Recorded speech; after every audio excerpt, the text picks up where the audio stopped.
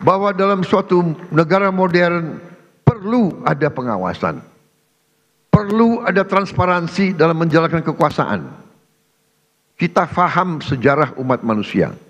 Jika ada kekuasaan yang tidak diawasi, maka kekuasaan akan menjadi korup.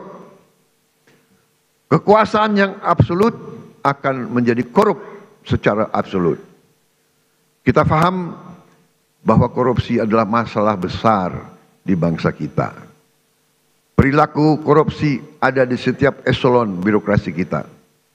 Ada di setiap institusi dan organisasi pemerintahan. Perilaku korup ada di BUMN kita. Ada di BUMD kita. Ini bukan fakta yang harus kita tutup-tutupi.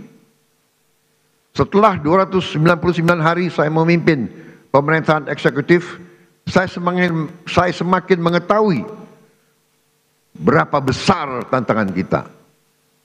Berapa besar penyelewengan yang ada di lingkungan pemerintahan kita. Hal ini tidak baik, tapi harus saya laporkan kepada para wakil-wakil rakyat Indonesia.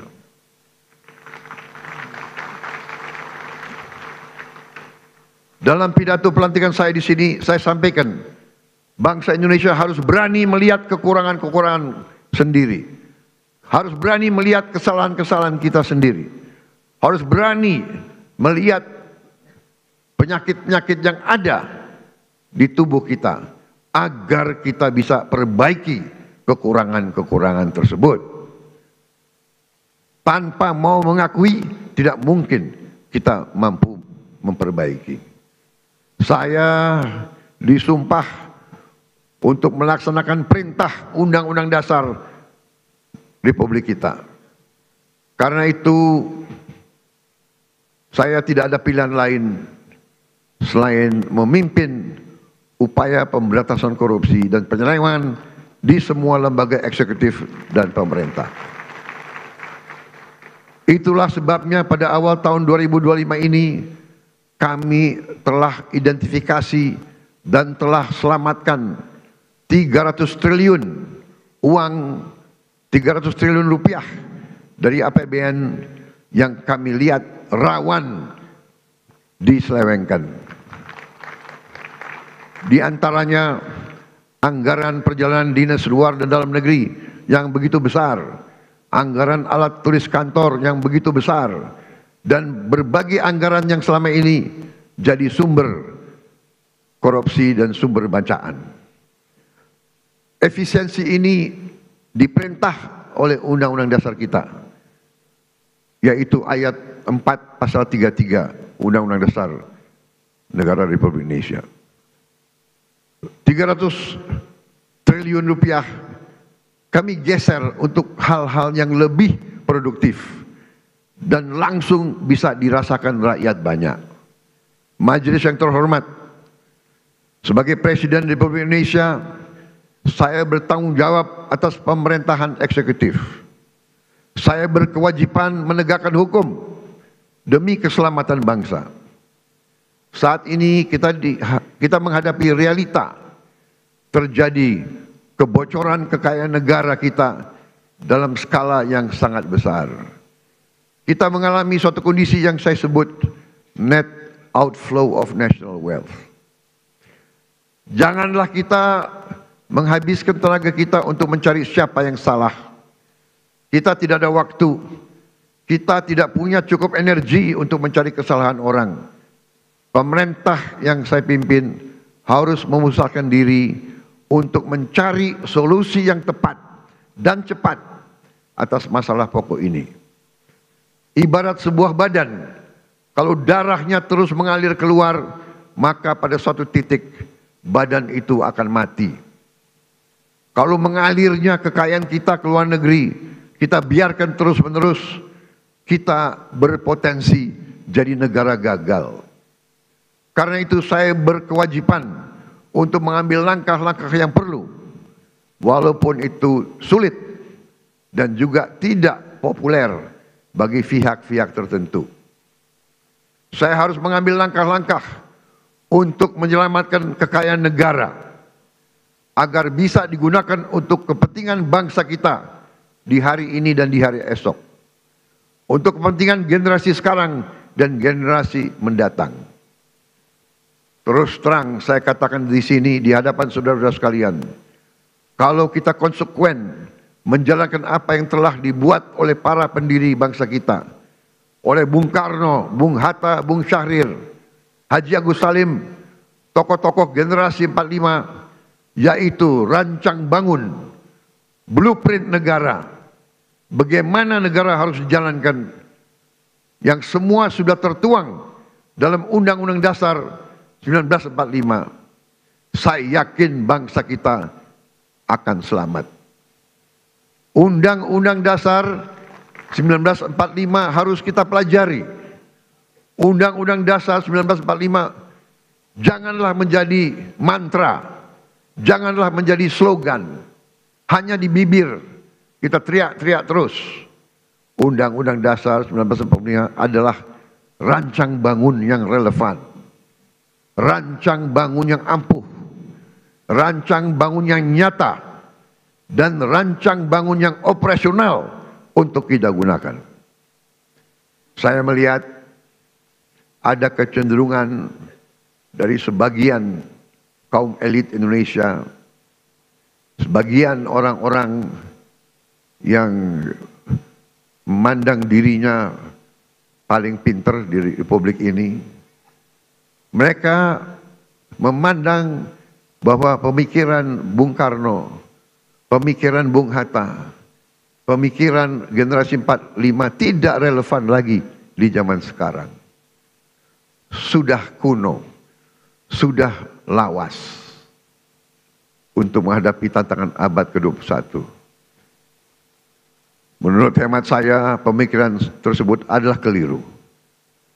Generasi 45, generasinya Bung Karno, Bung Hatta, Syahrir, semua tokoh-tokoh itu adalah generasi yang mengalami penjajahan. Mereka mengalami imperialisme. Mereka sadar dan mereka merasakan, melihat bahwa kekayaan Indonesia diangkut ratusan tahun keluar dari Nusantara ini. Karena itu mereka menyusun rancang bangun. Mereka buat dokumen yang tidak terlalu panjang, tapi sangat eksplisit, menjelaskan bagaimana kita harus laksanakan ekonomi kita dan demokrasi kita.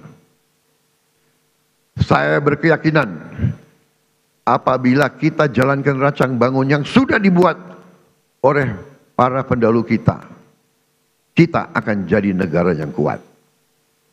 Saudara-saudara sekalian, kekuatan suatu negara terletak bagaimana negara itu bisa menguasai dan mengelola kekayaan.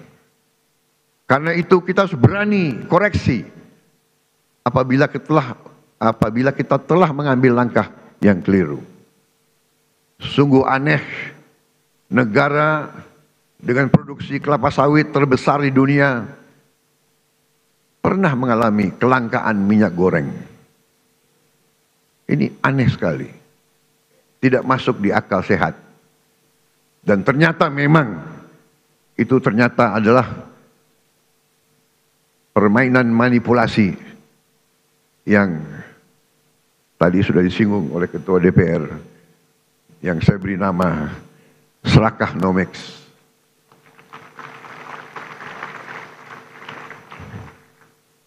Negara produsen kelapa sawit terbesar di dunia, berminggu-minggu, hampir berapa bulan, kelapa sawit langka.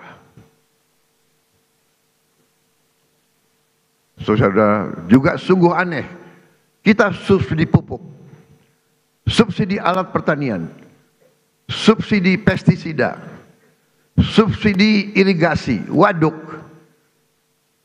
kita subsidi beras. Tapi harga pangan kadang-kadang tidak terjangkau oleh sebagian rakyat kita.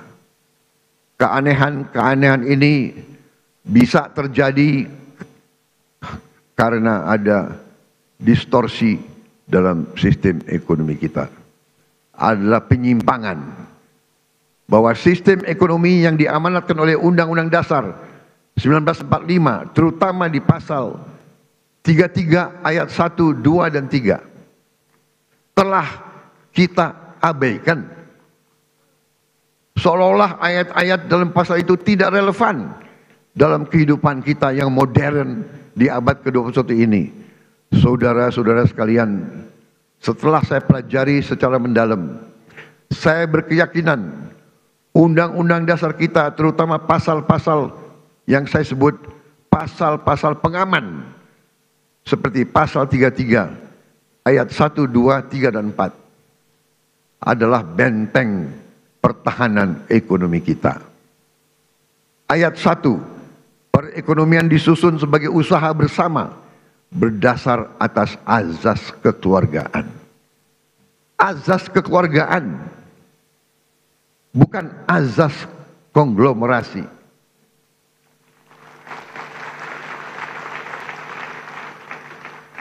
Cabang-cabang produksi yang penting bagi negara dan yang menguasai hajat hidup orang banyak dikuasai oleh negara. Saudara-saudara sekalian, saya ingin bertanya, apakah beras itu penting bagi negara atau tidak? Menguasai atau tidak hajat hidup orang banyak? Apakah penggilingan padi itu penting bagi negara? Apakah penggilingan padi itu hajat hidup orang banyak? Tapi ada sementara, tidak semua, saya harus fair, ada sementara pengusaha-pengusaha yang justru memanfaatkan kekuatan mereka, kekuatan modal mereka untuk dominasi dan manipulasi kehidupan rakyat, dan ini tidak bisa kita terima. Ayat 3, bumi dan air dan kekayaan alam yang terkandung di dalamnya dikuasai oleh negara dan dipergunakan untuk sebesar-besar kemakmuran rakyat. Saudara-saudara, ayat 4, perekonomian nasional diselenggarakan berdasar atas demokrasi ekonomi dengan prinsip kebersamaan, efisiensi, berkeadilan. Jadi efisiensi ini perintah Undang-Undang Dasar. Tapi ada yang demo lawan efisiensi. Berwawasan lingkungan, kemandirian, serta dengan menjaga keseimbangan kemajuan dan kesatuan ekonomi nasional. Saudara-saudara, ketika kita tidak konsekuen menjalankan Undang-Undang Dasar kita, terjadilah distorsi ekonomi, terjadilah pemerataan ekonomi yang tidak cepat, di mana yang menikmati pertumbuhan ekonomi kita hanya segelintir orang saja. Terjadilah kondisi di mana pertumbuhan ekonomi rata-rata 5% selama 7 tahun terakhir tidak tercermin dalam kondisi nyata rakyat Indonesia. Masih terlalu banyak anak-anak yang kelaparan, petani dan nelayan yang kesulitan menjual hasil panennya, rakyat yang belum memiliki rumah layak huni, guru yang belum dihargai, serta keluarga yang tak sanggup berobat karena biaya atau karena tidak ada fasilitas kesehatan di daerahnya. Namun, ketika kita konsekuen menjalankan Undang-Undang Dasar kita dalam 299 hari ini, alhamdulillah saya dapat melaporkan bahwa kita telah mencapai berbagai kemajuan yang cukup berarti. Di tengah konflik politik, konflik ekonomi secara global, perang dagang, perang tarif, ekonomi Indonesia masih berhasil tumbuh di atas 5%. Tumbuh dalam 5,12%. Dan para pakar yakin bahwa ini akan semakin meningkat di saat-saatnya akan mendatang. Di tengah dunia yang penuh gonjang-ganjing, Realisasi investasi kita semester pertama 2025 telah mencapai 942 triliun, naik 13,6% dari tahun lalu. Telah mencapai target